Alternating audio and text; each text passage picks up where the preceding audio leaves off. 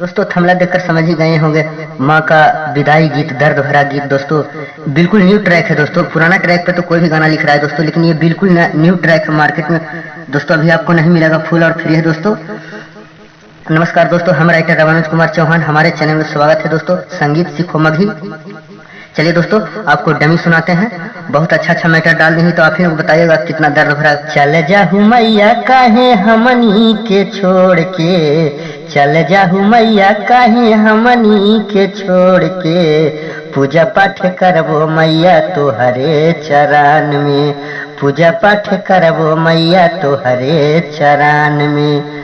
करियो विदाई कैसे तोहरा के बोला के, करियो विदाई कैसे तोहरा के बोला के, चल जाहू मैया काहे बेटा के रुला के, चल जाहू मैया काहे बेटा के रुला के। दोस्तों मुखड़ा कैसा लगा आप ही लोग बताइएगा दोस्तों चलिए अंतरा में आइए। पहला अंतरा में, नवमी में 9 दिन मैया रहला हमनी के साथ में, नवमी में 9 दिन मैया रहला हमनी के साथ में, फिर लौटिया मैया हमरा घूमे गाँव में, फिर लौटिया मैया हमरा घूमे गाँव में। रहल हूँ बेटा संगे हंस के हंसा के, रहल हूँ बेटा संगे हंस के हंसा के, चल जाहू मैया काहे बेटा के रुला के, चल जाहू मैया काहे बेटा के रुला के। दोस्तों चलिए दूसरा अंतरा में आइए। दूसरा अंतरा में बहुत दर्द भरा डाला हुआ है दोस्तों मैटर। साल भर पर अइला मैया बेटवा के घरे, साल भर पर अइला मैया बेटवा के घरे, नवमी में 9 दिन पूजा घरे घरे, नवमी में 9 दिन पूजा घरे घरे। हाथ जोड़ी करियो मैया तोहरो बिनतिया, हाथ जोड़ी करियो मैया तोहरो बिनतिया, बेटवा के घरे रुक जाए हमर मैया, बेटवा के घरे रुक जाए हमर मैया।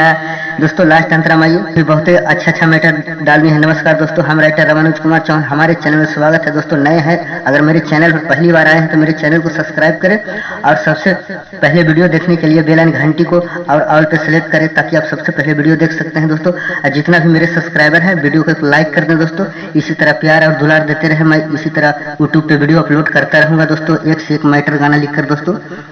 अभी तो फिलहाल दशहरा का मैटर चल रहा है। कैसे के करियो मैया तोहरो विदाई, कैसे के करियो मैया तोहरो विदाई, अब कैसे सहियो मैया तोहरो जुदाई, अब कैसे सहियो मैया तोहरो जुदाई। राइटर अनुज चौहान हाथ जोड़ी खड़ा है, राइटर अनुज चौहान हाथ जोड़ी खड़ा है, रह जाहू मैया इता बेटे तोरा कहा है, रह जाहू मैया इता बेटे तोरा कहा है, चल जाहू मैया काहे हमनी के छोड़ के, चल जाहू मैया काहे हमनी के छोड़ के, पूजा पाठ करबो मैया तोहरे चरण में, करियो विदाई कैसे तोहरा के बोला के, चल जाहू काहे मैया बेटा के रुला के, चल जाहू काहे मैया बेटा के रुला के।